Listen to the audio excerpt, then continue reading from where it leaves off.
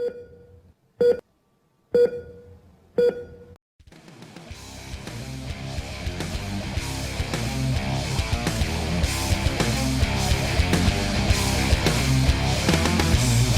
by popular demand, this is the Turnbucklepad Podcast on YouTube.com.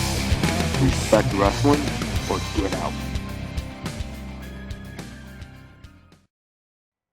Ladies and gentlemen, welcome back to the Turnbucklepad Podcast. I am your host, Mike Stover, and today we have another outstanding professional wrestler from the state of North Carolina.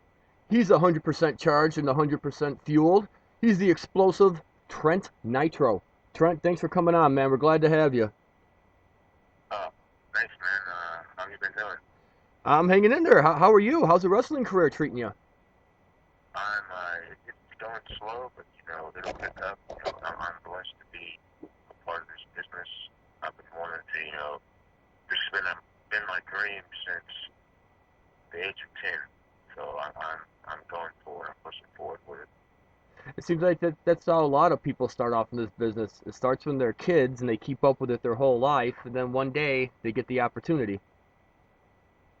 Yeah. What were your inspirations and the guys you like to watch growing up that inspired you to want to become a professional wrestler? I'm going to say because my uncles, they're the ones that got me into it when I was about 5 or 6. But I hated it back then because I thought it was, legit. Thought it was, too someone get killed or something like that. And I remember the guy that I was mostly afraid of was Big Van Vader back then when he was wrestling the WWF. But I haven't watched it with my uncle since actually 1996. I remember the year. And fast forward all the way back to 2001, to June of 2001. I was overseas in Germany. My mom was over there with bears. She was stationed over there in the military, and I can remember turning on my TV in my room, and there goes The Rock cutting a promo on Booker T. And that's how it all started.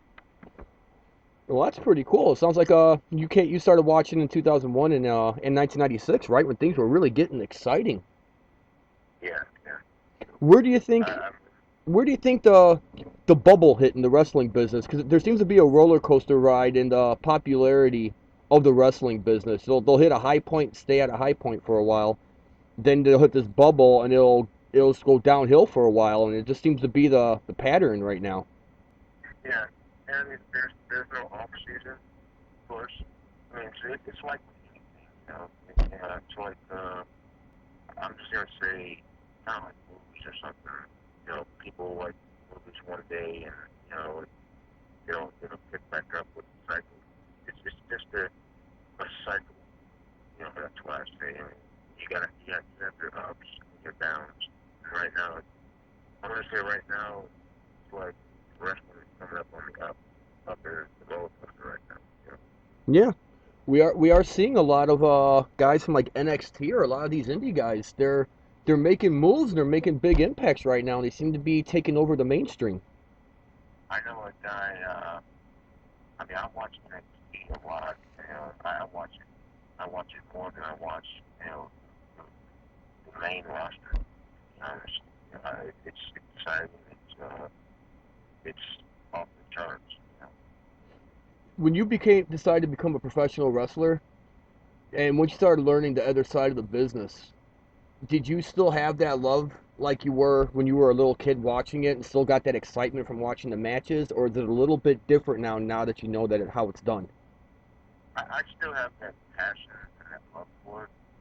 Now, when I watch matches, now that I'm actually in the business, I study more than I actually enjoy as a fan, which sometimes it gets a little bit frustrating because I just want to watch it as a fan now. But now that I know, I have that mindset now where I study every one of the matches and study, pattern or the storytelling of the match. Do you find I yourself can't. like critiquing other matches, like you noticed when there was a mistake or something wasn't sold right? Yeah, I criticize my own self about my own matches, and I did the same thing when I watch TV, when I watch like WWE and Ring of Honor and stuff like that. Yeah, and NXT seems to be making a lot more impact than Raw or SmackDown. Yeah, true, definitely. So let's talk about your high points. Tell us some of the moments you had once you got into the business where you started realizing your dream was becoming reality. Um, to be honest, when I first started with the company in Wayne, North Carolina, um, I had thought about quitting because I just said maybe this is not for me. And my coach, my trainer, Hang Time, he didn't want me to quit. But I spent 3 years with Wayne, North Carolina, and I just decided to move on. And I ended up hooking up with a friend, and I ended up meeting Steve Carino. You know, actually, the guy that trained me, Steve Carino, trained him. So Yeah, I've been hearing a that's lot of how good that. things about Steve Carino. I don't hear of too many workers anymore from the Attitude Era or afterwards. It's actually opening schools and actually trying to teach the values of the business so the business can Yeah, continue to grow. yeah, yeah. I got signed by Steve Carino about 3 months ago, and it was. I'm just gonna say that's the highlight of my career because being with his company is like being with Ring of Honor. If you really think about it. I mean, of course, he's signed with Ring of Honor now, but Yeah, I just think that's like a blessing and just on my part, And now I'm on the way to. I don't know if you've heard of it, WrestleCade. yeah, I've been seeing a lot of things about that on Twitter and on Facebook. Yeah, I'm fortunate enough to be participating at this year's WrestleCade, which is the biggest highlight of my career so far. That's good stuff, man. What's some of the ups and downs? Or we talked about the ups. What are some of the downs that you've encountered after coming past the curtain? Just not having enough faith in myself, not having enough confidence in myself. Just because I am personally, I'm a kind of a shy guy a little bit. I just need to have more confidence and faith in myself. And I just thought, some days that when I was in training, I just thought, man, this is too hard, or I'm putting too much pressure on myself. Maybe this is not for me. But at the end of the day, I realized that this is my passion. This is what I want to do. It's not going to be easy, so I just have to deal with it. Yeah. At the end of the day, I can say, this is my job. This is my job. I love it. I'm not going to settle for less or anything like that. Understandable. Understandable. I mean, the road to becoming a professional wrestler is not an easy one. Right. So, what are some of the things you do on a daily basis to help you stay focused, to stay passionate? I go to the gym, of course, almost every day because I gotta stay in shape for it. I study a lot of matches. Um, Speaking of studying in Ring of Honor and all that, I was actually trained a little bit by Chris Coleman. He uh, he was in Ring of Honor with Cedric Alexander for quite a while. Yeah, I'm very Uh, familiar with Capri Coleman. He's a hell of a worker. yeah, I thought that was pretty cool. I worked with him. He taught me a little bit of things in the ring. And now, him being in he's the AML wrestling champion, and I see him like every week, every time I go to an AML show. That's pretty cool. I mean, but if there's anybody I would want to have in my moveset after or be like in the ring. He's one of the many ones that I have on my list. Do you take a lot of time out to be creative and original and unique with some of the things you do? Because I know there's a lot of guys out there who don't really spend that time to do that. They just imitate and make everything a spot fest and what they've seen other people do. Yeah. It's I have to admit it's kind of hard, but it's you know, thinking wrestling is a thinking game. You have to think outside the box, like Taco Bell. Yes, and try to come up with something that's that someone hasn't ever done before. It may be hard, but it can be done. Just come up with moves. Try to think. I think about wrestling every day. Try to come up with different stuff and different things, and no one is, maybe they haven't done that before. So what are some of the things that you've done that's new and creative that fans never got to see before? But to be honest, I haven't been to that point yet. I've thought about moves up in my head, and I tried to do them in the ring. I just have to practice a lot more. But as far as right now is concerned, I'm just going with basic moves and the basic stuff, and with what other people have told me, I just need to be more explosive and fast-paced a little bit in the ring. Do you have like a certain style that you like to study? I mean, there's technical, there's the straight up brutal, there's lucha libre, there's extreme, there's hardcore. Is there a particular one that you like to use the most or learn from? Yeah. Shelton Benjamin, he's one of my favorites also. I like to pattern after him. Shawn Michaels, of course, he's I guess you could say a little bit of technical and a little bit of high flying, because I'm a small guy, so I think I would have to do some stuff like that. Have you ever encountered any kind of injuries yet, or anything like something that's gone wrong in a match? Um, Little minor, nothing major. The only big injury I've had was an injury outside the ring when I got hit by a car Hmm. 2 years ago, and I broke my femur bone, cracked 3 ribs, and I scarred up my arm pretty bad. At least you made it out okay. I mean, you're here today, right? Yeah, yeah. So we I talk was a in the little bit. hospital. I'm sorry. Go ahead. I was sorry. I was in the hospital for 3 weeks, so it was pretty brutal. But I made it out. Thank God. Yeah, that's right. That's right. That's a blessing right there by itself. 'Cause not everybody gets to walk away from something like that. True.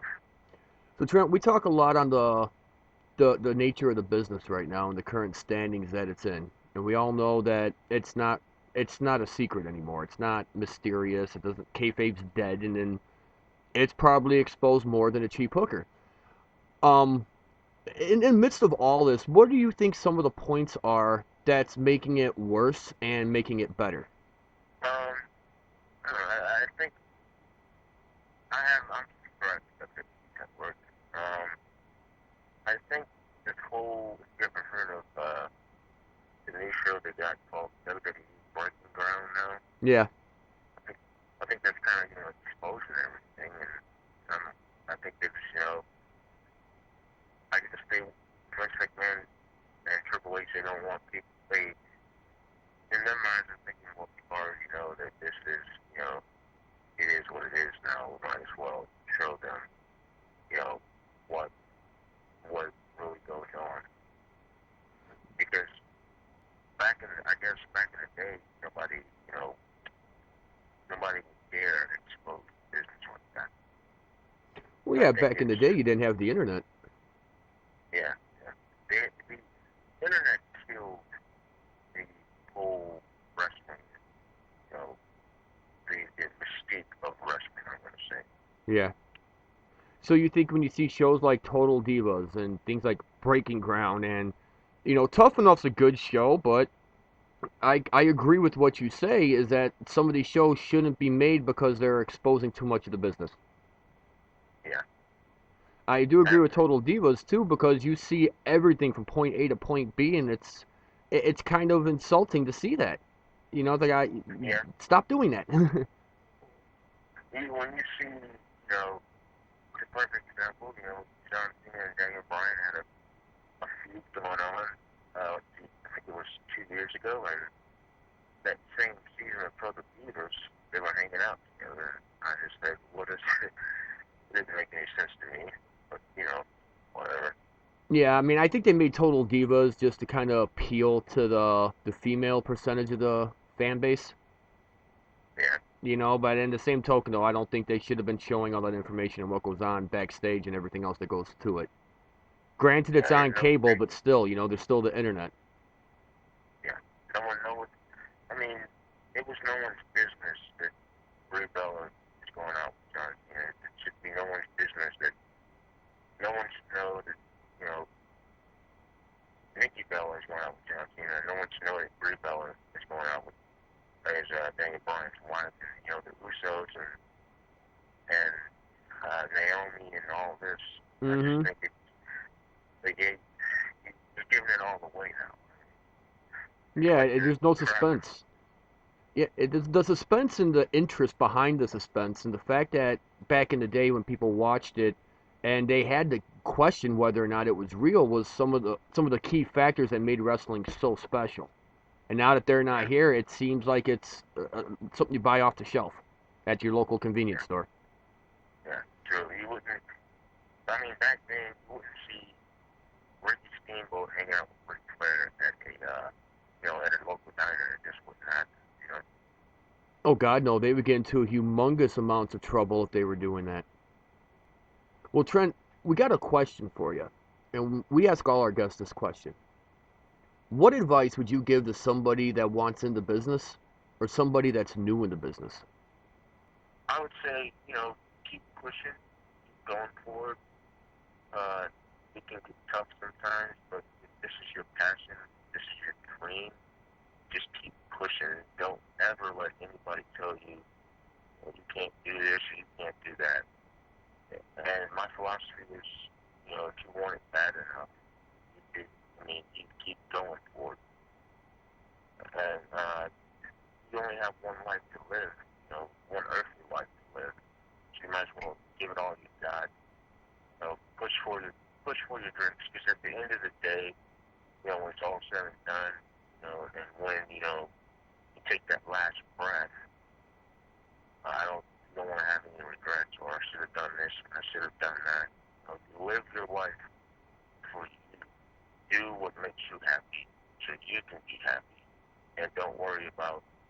Don't put your life in shambles for someone else's opinions. Do what makes you happy and keep pushing, keep driving yourself to that dream. Amen. Amen. Well, Trent, if fans wanted to find you, how can they find you? You can find me on Facebook at Trent Nitro.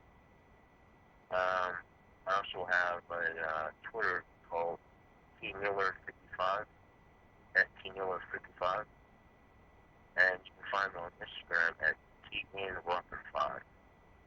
Very cool.